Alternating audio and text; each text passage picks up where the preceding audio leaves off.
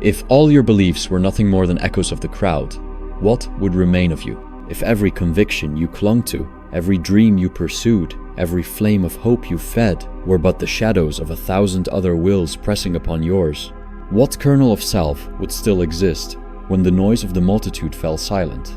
Consider this. The person you call yourself may be no more than a puppet strung by invisible threads, the strings of nature, of blind instinct, of an unreasoning will that thrusts you into existence without consent and drags you along until it casts you into the abyss of death. You believe you live for yourself, but the truth is more grotesque. You live as an instrument of the will, the eternal, restless force that gnaws at all beings, forever unsatisfied, forever consuming.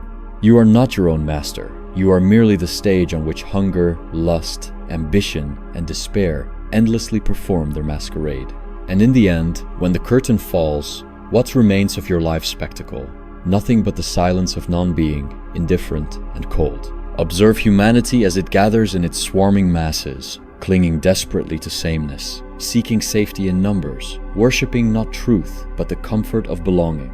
A man does not ask what is true, he asks what is believed. He does not question what is right, he inquires what is permitted. To stand apart is to feel the cold wind of isolation, and so most do not stand at all. They kneel, they bow, they march in step to the drumbeat of custom, of convention, of the crowd. Here lies the great cowardice of mankind, the fear of solitude, the terror of independent thought. You see it in the bustling streets, where men chase fashions and opinions as they chase money and women without pause, without reflection. Their thoughts are borrowed, their pleasure second-hand, their values mass-produced like trinkets in a marketplace. The herd mind seduces them with the illusion of significance. We all believe this, therefore it must be true. But truth is not democratic. Reality does not bend beneath the vote of millions. If 1,000 fools declare a lie, it remains a lie. The phenomenon of the herd is not merely social, it is metaphysical. The will itself, the blind striving force, expresses itself through the multitude. Each individual is but one ripple in the ceaseless tide, insignificant when taken alone, but terrifying in its collective sweep. And so the herd moves, driven by desire, fear, and instinct, crushing the solitary thinker who dares to whisper, perhaps all of this is meaningless. Why does the individual submit so easily to the herd? Because the alternative is unbearable. To stand alone is to glimpse the abyss, to recognize that one's existence is fragile, accidental, without inherent meaning. Most men prefer the narcotic of conformity to the poison of truth. Better to march with the multitude toward destruction than to walk alone into the silent desert of reality. Let us strip away the illusions. Beneath the fragile garments of morality, beneath the noisy stage of politics, beneath even the fragile crown of reason that man so proudly displays, there seethes only one primal force: will. Not will, as you imagine it, some deliberate act, some rational choice, but will in its naked metaphysical essence, blind, insatiable, and eternal. This will does not reason, it does not ask, it does not plan. It strives without end, without justification, without final aim. It does not pursue happiness, for happiness is foreign to it. It only hungers, like a fire that knows nothing of why it burns, only that it must devour. You too are its instrument. Your every desire, your every ambition, your every sigh of longing is the will gnawing through you. You may clothe it in words, you may disguise it as noble aspiration, you may baptize it in religion, or perfume it with art, but the essence remains. Restless striving, endless dissatisfaction. Desire is a wound that never heals, a thirst that no water can quench. What is life but the oscillation between craving and boredom, between the pangs of hunger and the dullness of satiety? When you are deprived, you suffer. When you are fulfilled, you grow restless and seek again. Each fulfilled desire births another, like a hydra sprouting new heads when one is severed. There is no final rest, no ultimate satisfaction. Existence itself is the restless trembling of the will, a ceaseless vibration without melody, without harmony. Happiness, what men so desperately invoke, is but the brief moment when a particular pain is silenced. Relief from hunger is mistaken for joy. The cessation of torment is praised as pleasure. But happiness as a positive state does not exist. There is only the reduction of suffering, only the brief silence between screams. Look at the laborer who toils from dawn to dusk, exhausted, consumed by necessity. He dreams of wealth, of rest, of comfort, yet when fortune briefly grants it, he finds no bliss, only the hollowness of desire extinguished. Then new desires arise, more urgent, more complex: respect, admiration, power. And so he labors again, not for survival this time, but for vanity, for envy, for hollow distinctions that cannot satiate the hunger of the will. Consider also the rich man, drowning in possessions. Does his abundance shield him from misery? No. Surfeit breeds boredom, and boredom is merely the will gnashing its teeth when it has no new morsel to devour. So he chases novelty, squandered pleasures, excesses of indulgence that soon taste stale. Wealth is not freedom. It is merely another chain by which the will drags the man into restless dissatisfaction. So too with love, that grand deception, that fever which poets romanticize. The lover believes he has found bliss, that the ecstasy of passion is the crown of existence. But what is this passion, if not the will of the species, commandeering the individual? Love is not your own, it is the command of nature, ensuring reproduction. The sighs, the jealousies, the ardent declarations, all these are the species, laughing through your lips, forcing you into service. You think you pursue happiness. In truth, you are the pawn of life itself, compelled to extend the chain of misery into future generations. In this lies the cruelty of existence, that even what we call joy is but the disguise of necessity. The orgasm, celebrated as ecstasy, is nothing but nature's trick, an instant of pleasure masking the servitude to life's endless continuation. And what follows? The anguish of betrayal, the monotony of routine, the torment of responsibility, and finally, the spectacle of children who must endure the same misery you have endured. The will knows no rest, no compassion, no morality. It is blind, like a torrent that crushes rocks and trees alike, caring nothing for what it destroys. It drives the insect to devour, the animal to hunt, the man to conquer, the tyrant to slaughter, the artist to torment himself in creation, the thinker to wear out his eyes in futile contemplation. It drives the saint who starves himself, the miser who hoards, the lover who despairs, the drunkard who collapses in his stupor. It drives all, relentlessly, without end. And reason? What of the proud intellect man claims as his crown? Reason is no master, it is a servant. A lantern carried by a blind man. It shines light, but it does not guide. The will chooses, and reason justifies. You imagine yourself deliberating, weighing, deciding freely. But did you choose your desires? Did you choose to hunger, to lust, to fear, to crave? Did you summon your inclinations into existence? No, they arrived unbidden, like storms across the sea. You choose only what the will has already commanded. Freedom is an illusion, a mask concealing servitude. Humanity, intoxicated by vanity, believes in progress. It imagines itself advancing toward enlightenment, toward civilization, toward some radiant future. But what is this progress? Merely new instruments for the same ancient striving. Technology does not free us, it enslaves us more intricately. The machine saves labor, but only so that men may labor more feverishly, producing endless novelties for new desires. Medicine extends life, but to what end? To prolong suffering, to extend the reign of boredom, to multiply the years of longing. Civilization is but a labyrinth in which the will runs restlessly, deceiving itself with dreams of purpose. Even morality is no escape. Men speak of virtue, of duty, of justice. But beneath these noble words lurks again the will, disguised in social form. Morality is but the organization of competing desires, a fragile contract designed to keep the will from devouring itself too quickly. It restrains, it channels, but it does not abolish the restless striving. Even saints and ascetics who deny themselves feel the claws of the will in their very renunciation. Their hunger for liberation is still hunger.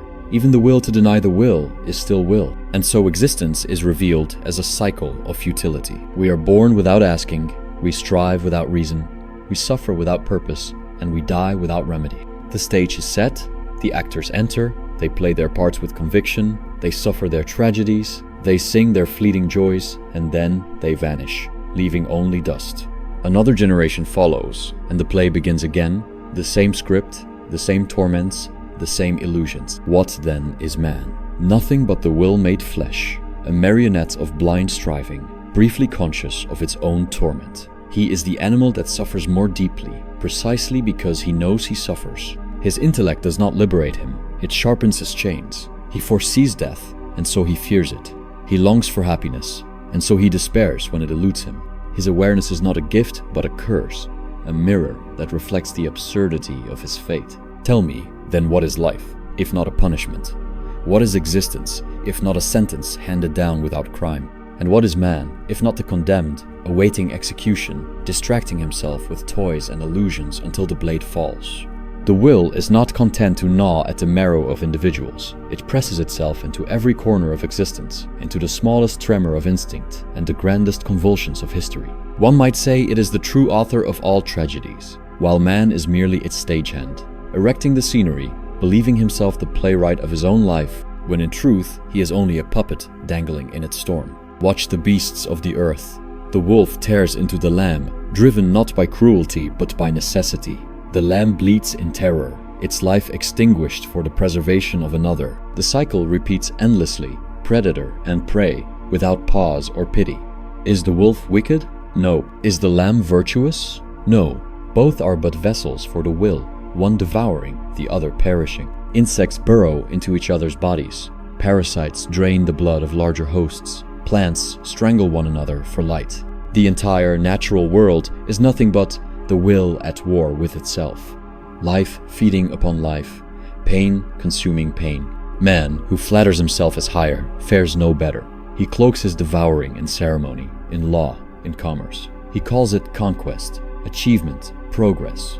But strip away the glitter, and what remains? One man devours another, not with fangs, but with contracts, not with claws, but with armies, not with teeth, but with the machinery of wealth. Nations gorge themselves upon weaker nations. Corporations fatten themselves upon the sweat of countless laborers. And beneath the polished marble of every palace lies the suffering of thousands. Civilization is merely hunger organized, cruelty made systematic, vanity enthroned. And yet the will does not rest, even when its victims collapse. When desire has exhausted itself, when the man is surrounded by everything he once dreamed of, a new torment creeps in: boredom. For boredom is not the absence of desire, it is desire turned inward, gnashing its teeth against the emptiness of existence. It is the restless awareness of futility itself, the gnawing question: is this all? Thus, even in abundance, the will afflicts its servant with despair. Consider the artist, that restless creature.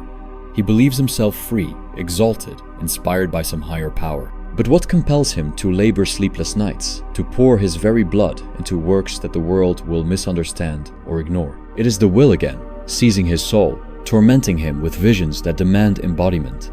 He creates not to find peace, but because he cannot bear silence. And when the work is complete, does he rest? No.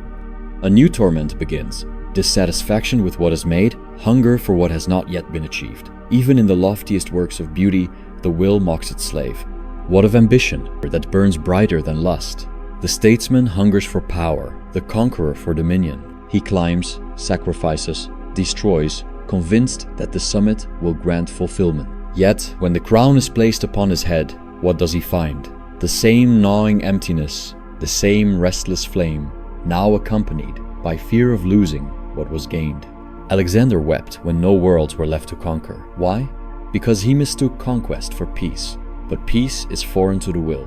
The conqueror, like the beggar, is driven onward, never allowed to pause, never allowed to rest. And love, which we already named as the cruelest illusion, grows still darker when examined closely. For the will of the species, cunning and merciless, compels two beings into obsession, not for their happiness, but for its own continuation. Lovers swear eternity, but eternity lasts only until the child is conceived. Then affection fades, passion burns to ash, and two strangers remain, chained together by the very being who must now suffer in turn. What is romance but the bait by which the species ensnares the individual? And what is family life but the machinery by which misery is passed forward, parent to child, generation after generation, the great wheel of torment grinding on? Religion, too, cannot escape the grasp of will. Men gather in temples, raise prayers, invent heavens and hells, all in the service of their restless longing. They do not worship God. They worship their own desires projected into eternity. Paradise is nothing but the fantasy of endless satisfaction. Hell the nightmare of endless frustration. But both are illusions, woven by the intellect at the will's command, offering hope where only silence reigns. The priests claim to liberate souls, but they too are driven by the will to power, the will to influence, the will to preserve their institution. Even in the sanctuary, the will whispers, and its whisper is hunger. If there is any spectacle more grotesque than man's bondage, it is his pride in it. He calls himself free, as though the slave who delights in his chains were truly liberated. He praises existence as a gift, though he never consented to it. He toasts life with wine, not realizing that he drinks his own despair in a sweeter form. He builds monuments, believing he will be remembered, but memory itself is fleeting, crumbling to dust like the bones it honors. The will laughs at such vanity, for it knows that all striving ends the same, in death, in silence, in the annihilation of every ambition.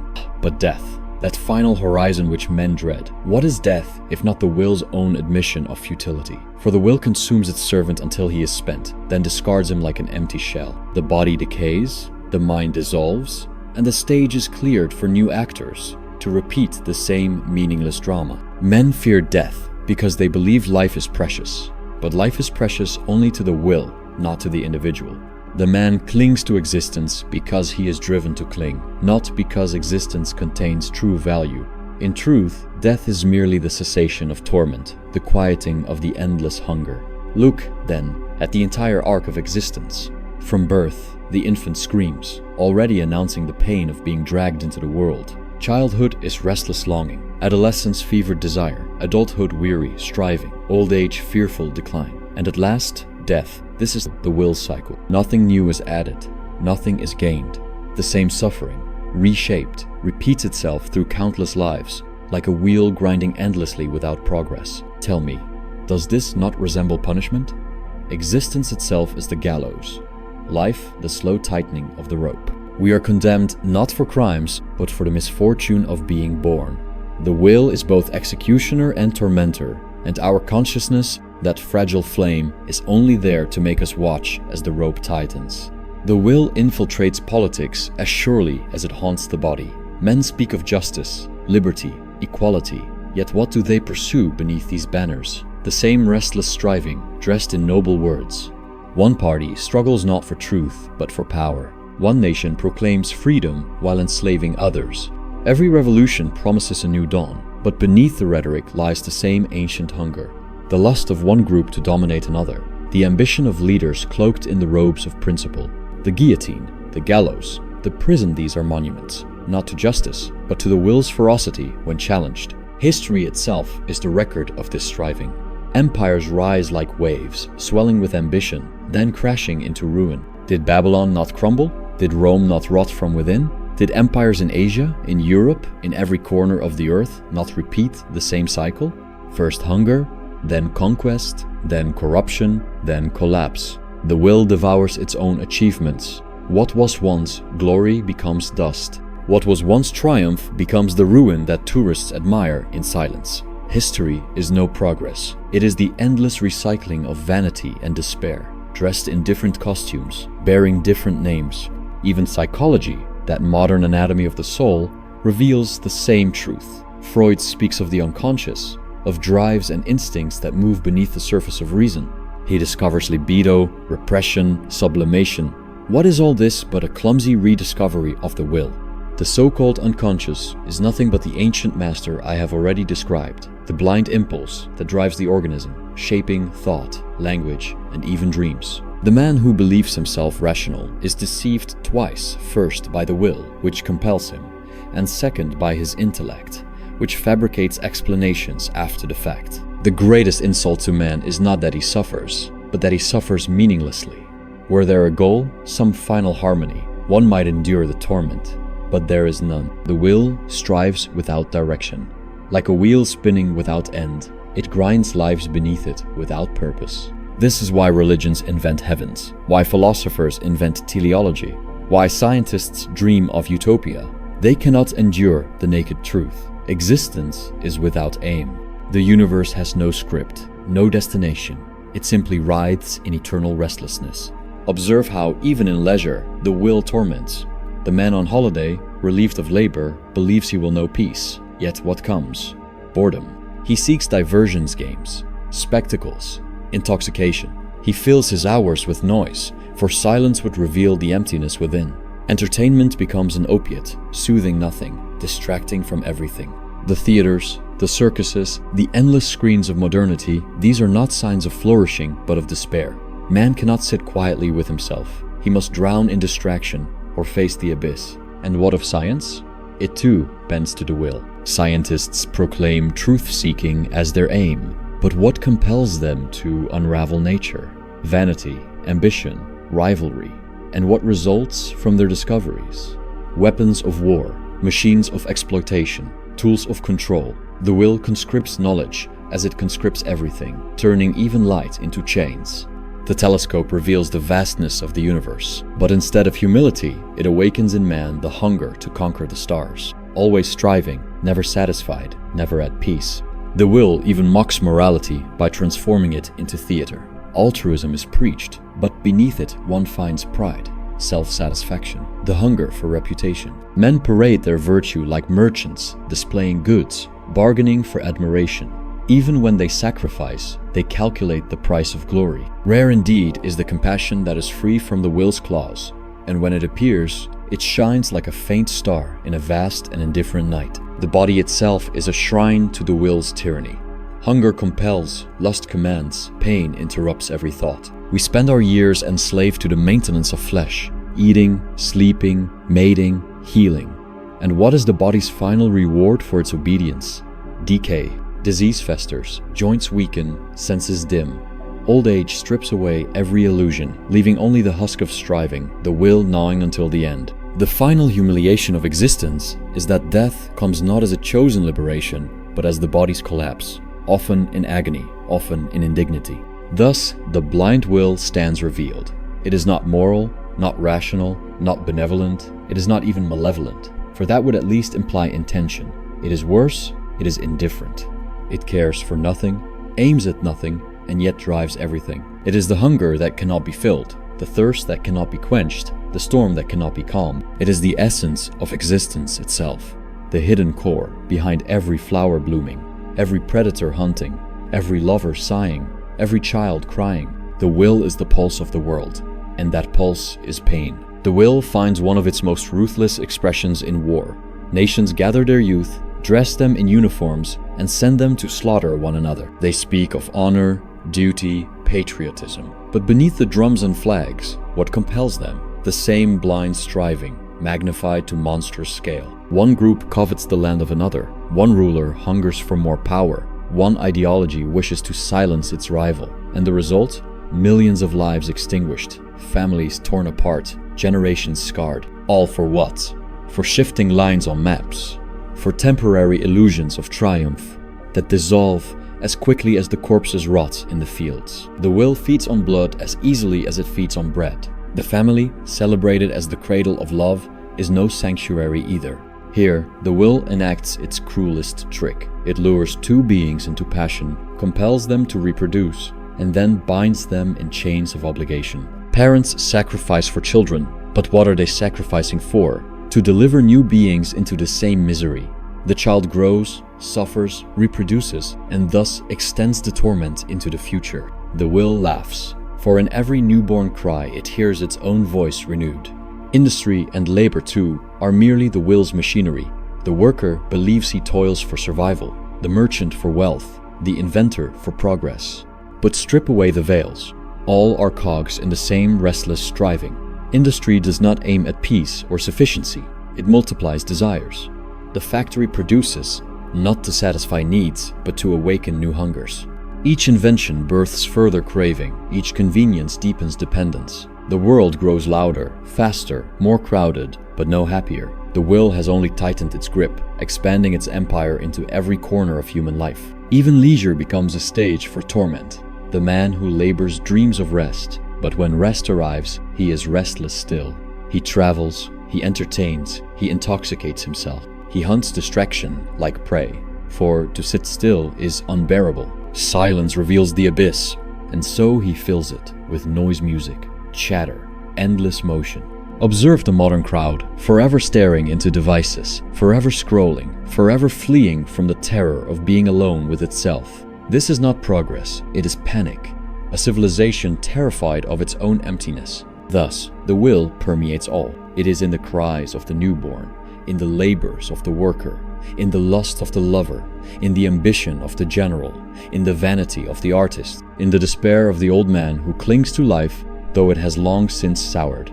It is the invisible tyrant, the hidden puppeteer, the eternal hunger that devours itself. Do not mistake this for a system with meaning. The will does not aim at perfection, at utopia, at salvation. It is not a ladder climbing to heaven, but a wheel turning endlessly in place. The suffering of today is the same as the suffering of centuries past, merely in new disguises.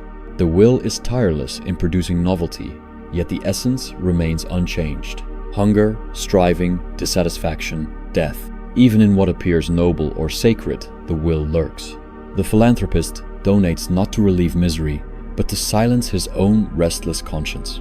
The hero charges into battle not for truth, but for the intoxication of glory, for the vain hope of remembrance.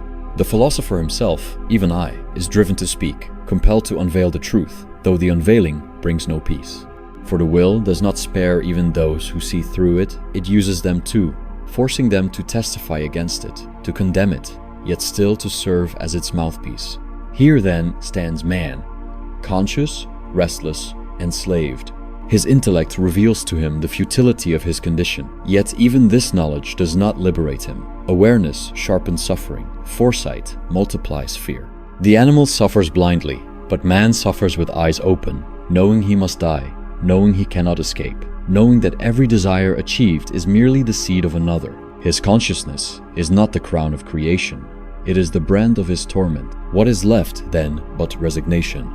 Not the resignation of peace, but the resignation of the condemned man who ceases to struggle, knowing the ropes are too tight. To exist is to serve the will.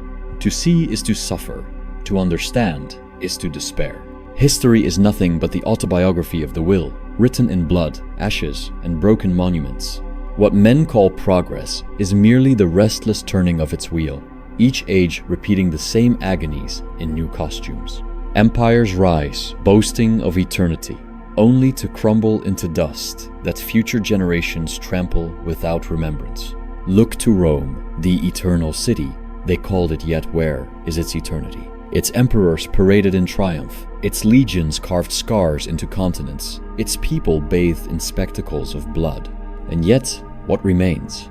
Crumbling stones, the hollow shells of temples, the ghost of an empire that devoured itself from within. The lust for conquest, the vanity of power, the orgies of excess, all were but the will consuming Rome, until nothing was left but ruins for tourists to photograph. Or consider the Mongols, sweeping across Eurasia like a storm, piling corpses by the millions. What aim did it serve?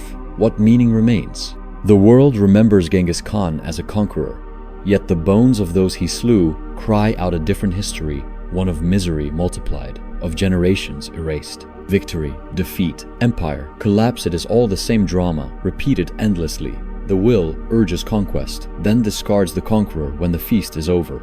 Even in revolutions, where men cry for freedom, the same will triumphs. The French Revolution guillotined kings in the name of liberty, only to enthrone tyrants in their place.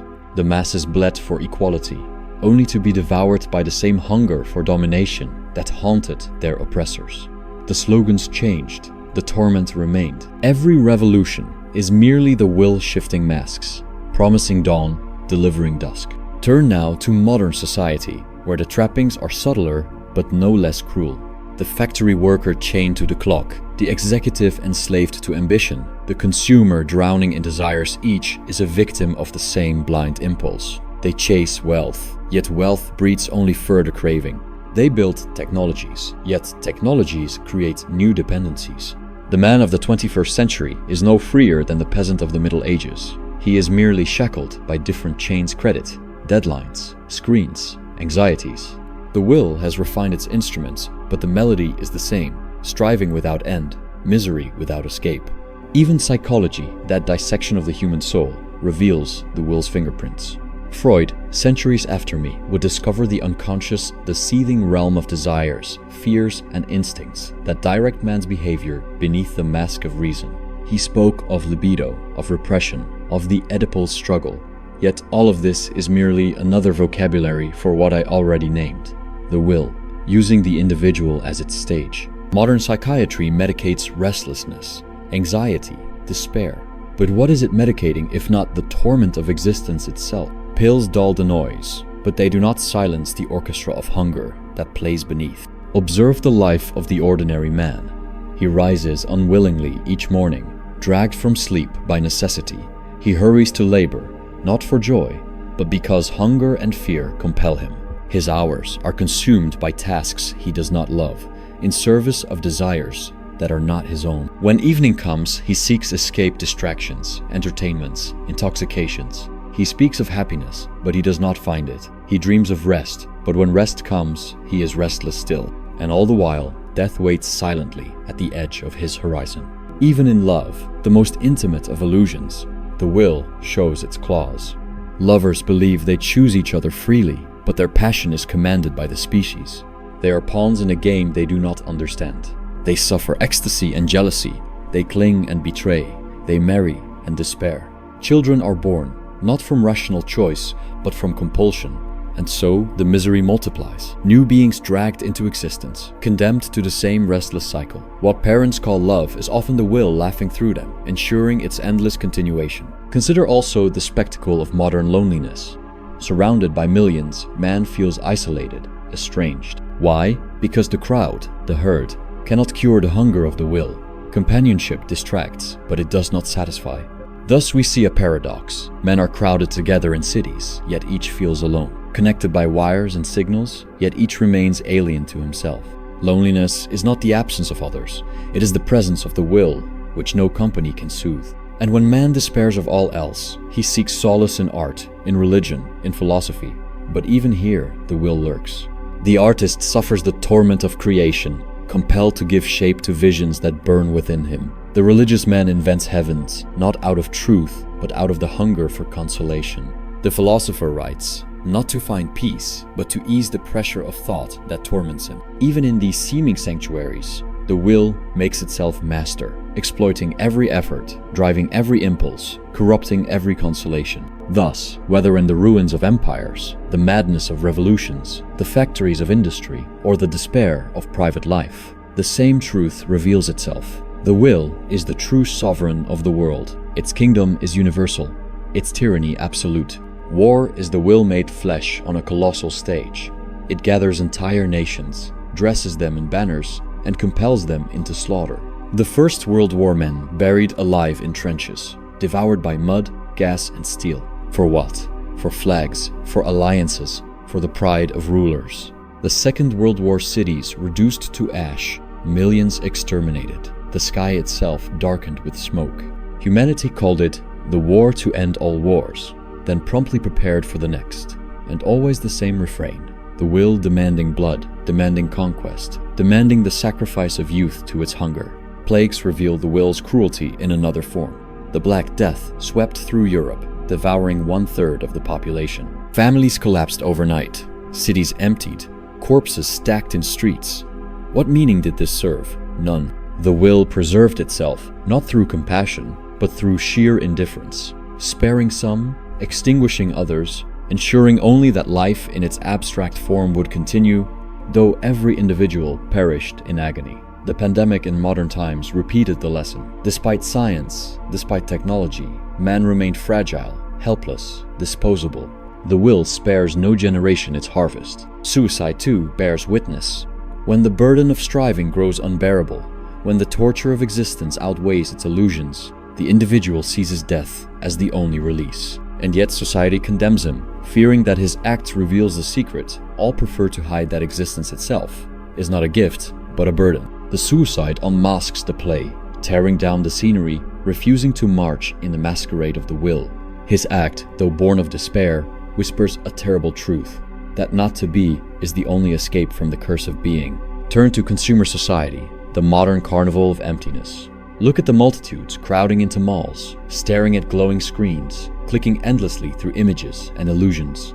They devour products not from need, but from boredom. Each purchase promises happiness, each novelty a new ecstasy, but the ecstasy vanishes in hours, leaving only the hunger for the next. The shelves are full, yet the souls are hollow. This is not abundance, but desperation, not progress, but futility, dressed in luxury. Never has humanity had so much, and never has it felt so empty.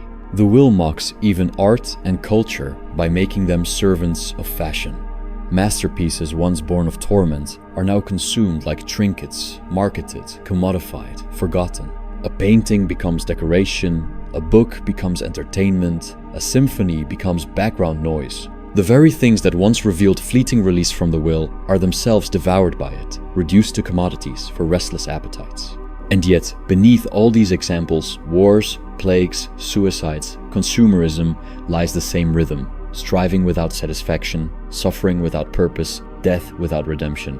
Every age believes itself unique, but in truth, each repeats the same script, only in different costumes. The Romans, the medievals, the moderns, each marched under different banners, yet each marched to the same abyss.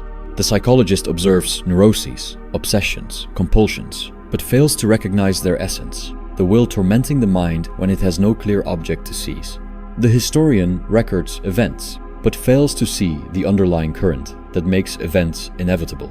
The statesman claims to guide nations, but he is guided in turn by ambition, by vanity, by hunger not his own. Everywhere the same hand writes, everywhere the same master rules. The lesson is clear. The blind will has never relented, never shown mercy, never promised deliverance. It drives men into war, women into labor, children into despair, kings into paranoia, slaves into misery, and it will continue as long as life itself persists, because life is its mask.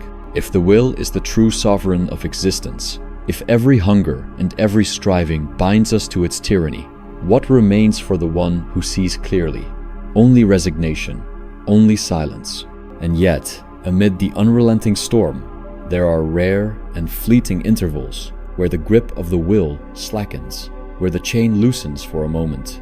The first path is independent thought. To think for oneself is to turn away from the herd, to tear away the borrowed opinions, the prepackaged truths, the consolations whispered by the crowd. Most men do not think, they repeat. They dress themselves in ideas as they do in clothes, wearing whatever the age provides. But to think truly is to stand alone in a vast wilderness. It is to strip the mind bare, to see the world without illusions, without consolations, without narcotics. The solitude of such thought is terrible, but in its cold clarity there is a kind of liberation. The man who thinks independently is no longer a slave to the crowd, though he remains a slave to the will. Still, it is better to see one's chains than to mistake them for freedom. The second path is art. In art, for a brief interval, the will is suspended. The restless striving ceases, and the subject becomes pure knowing, detached from desire. In contemplating beauty, one no longer asks, "What can I possess? What can I gain?" One simply sees. The landscape, the statue, the melody, these become windows through which the suffering self evaporates. Music above all reveals this release, for it speaks in the language of the will itself, yet in a purified form, without striving, without object. In listening one does not desire, one dissolves. Yet the moment passes, the music fades, the painting is set aside, the book is closed, and the will returns, hungrier than before. The third path is compassion. In pity for another, we glimpse the truth that our suffering is not unique, but universal. The same will that torments me torments all. When I relieve another's pain, I am not virtuous, but lucid. I recognize that their torment is my own in a different mask. Compassion is not morality. It is metaphysics felt in the flesh. It weakens the ego's grip, softens the illusion of separateness, and whispers of a solidarity deeper than self-interest. But compassion too is fragile, for the will remains. Still, in those rare moments when we alleviate the suffering of another, we briefly loosen its grasp on the world. The fourth path is solitude. In withdrawing from the noise of the herd, from the endless clamor of society, from the vulgar distractions of the crowd, one may sink into a deeper silence. Solitude terrifies the masses, for in solitude they confront themselves, and in confronting themselves, they confront the abyss. Yet solitude offers the chance to live apart from the narcotics of conformity, to breathe in the still air of truth. It is a harsh medicine, bitter to swallow, but it allows the soul to turn its gaze away from illusions. And finally, the most radical path, renunciation, to deny the will within oneself, to quiet its demands, to withdraw from the fever of desire. The ascetic, the saint, the mystic, they alone approach true liberation. By refusing to feed the will, they starve it within their own existence. They renounce pleasures, ambitions, possessions, even the intoxication of love. Their life appears barren to the crowd, but in truth it approaches the only peace possible in this world, the silence of the will stilled. They do not conquer, they do not strive, they let go. In their negation, there is something higher than all the striving of empires. Do not mistake this for a path available to all. Most cannot bear it. Most prefer illusions to truth, striving to resignation, noise to silence. And perhaps they are right, for to renounce is to live as though one were already dead, to dwell in a shadow of nothingness while still breathing. It is a narrow gate, open only to those few who can endure the absence of illusion. Thus, liberation exists, but only as a negation, not in becoming, not in achieving, not in possessing. True freedom lies only in stepping aside from the will's stage, in refusing to play the part it has written. Liberation is not triumph, but the slow extinguishing of the flame of desire. It is the soul falling into stillness, like a weary traveler finally laying down his burden. We have walked through the spectacle of existence, the herd and its illusions, the will and its tyranny, the tragedies of history, the faint paths of liberation. Now, at the threshold of silence, let us look once more at what it means to live. From birth to death, the script is written by a hand not your own. You did not choose to be born. You were thrust into existence without consultation. You do not choose your desires. They rise in you unbidden, tormenting until satisfied, then mocking you with emptiness. You do not choose to age. Time gnaws at your body whether you will it or not. You do not choose to die. Death comes as the final insult, the curtain falling on a play you never asked to perform. What then is individuality, that fragile bubble men exalt so highly? It is but a brief shimmer on the surface of the will, a glimmer that appears for an instant, reflects a few distorted images, and then bursts.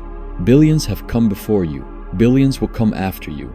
Your tears are not unique, they are the same salt water that has streamed down human faces since the dawn of time. Your joys are not yours alone, they are borrowed sparks, quickly extinguished. Your struggles, your victories, your failures, all are repetitions of a drama that has already played itself 1,000 times over. And yet, you cling to life as the drowning man clings to driftwood, though the sea will claim him regardless. You cling because the will commands it. Even when existence is unbearable, even when every day is torture, still the impulse to hold on remains. This is the greatest cruelty, that life compels us to love it, even when it is not worth loving. The consolations you build religion, progress, romance, art are but veils, fragile curtains hung before the abyss. They flutter and tear in the winds of truth. You whisper to yourself that life has meaning, that your efforts are not wasted, that your suffering serves some higher purpose. But the abyss remains, silent, unmoved, indifferent. You are not an actor in a divine drama. You are a brief accident, a flicker of consciousness serving the will until you are discarded. And death? Ah! Men fear it, flee it, dread it. Yet, what is there to fear? It is not suffering, for it belongs only to life. Death is the end of striving, the end of hunger, the end of torment. It is not punishment, it is release. Still, the will deceives you, making you clutch at life even as it torments you. You cling to chains as though they were treasures. So I ask you, as the curtain falls, if all your desires are not your own, if all your thoughts are borrowed, if all your striving ends in ashes, what remains of you? What is the I you defend so fiercely, if it is nothing but a ripple in the sea of will, a ripple that will vanish without a trace? Perhaps the final wisdom is not to ask how to live, nor even why to live, but whether living is anything more than a mistake. And if it is a mistake, then what is its correction? Silence? Nothingness? But cannot be imagined. The mind recoils, the will forbids it. You dream of heavens, of rebirths, of legacies, because you cannot endure the thought that the self is nothing. Yet perhaps nothingness is the only mercy the universe grants. The extinguishing of the flame, the quiet after the storm, the great rest that no dream disturbs. So here, at the end, one question remains, one that lingers like a shadow even when all words have ceased. If life is misery and death its only cure, why do you still cling to the chains?